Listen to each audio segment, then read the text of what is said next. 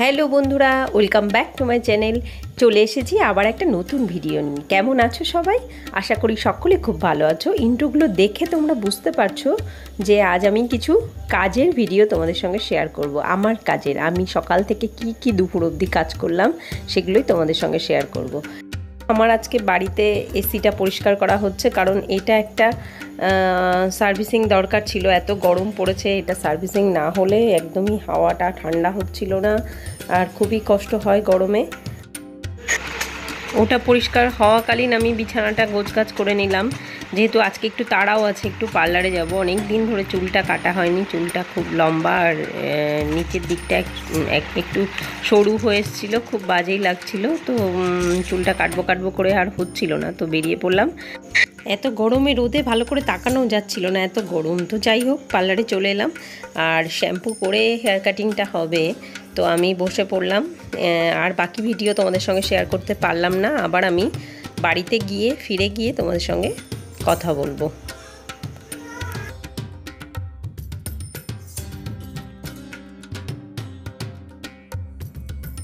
আমি এখন ছেলেকে খাওয়াতে বসেছি, আর আজকে ওর জন্য রান্না করেছি কি সেটাও তোমাদের দেখাই।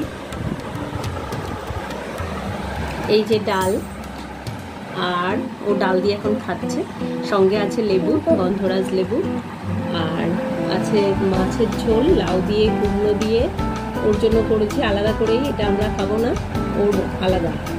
আর আছে কেনা লেবু আর লাউয়ের খোসা ভাজা, এটা দারুণ খেতে।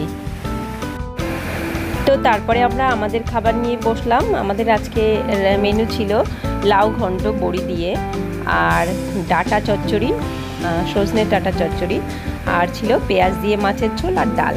তো আমরা সবাই মিলে, মানে আমরা তিনজনে, শাশুড়ি মা, আমি আর আমার হাজব্যান্ড, তিনজনে মিলে আমরা একসঙ্গে খেতে বসলাম।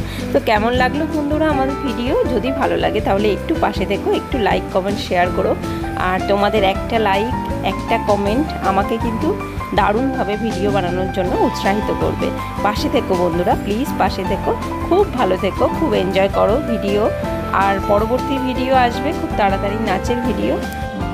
তো আজকের মতো বন্ধুরা টাটা, দেখা হবে আবার নেক্সট ব্লগে। খুব ভালো থেকো সবাই।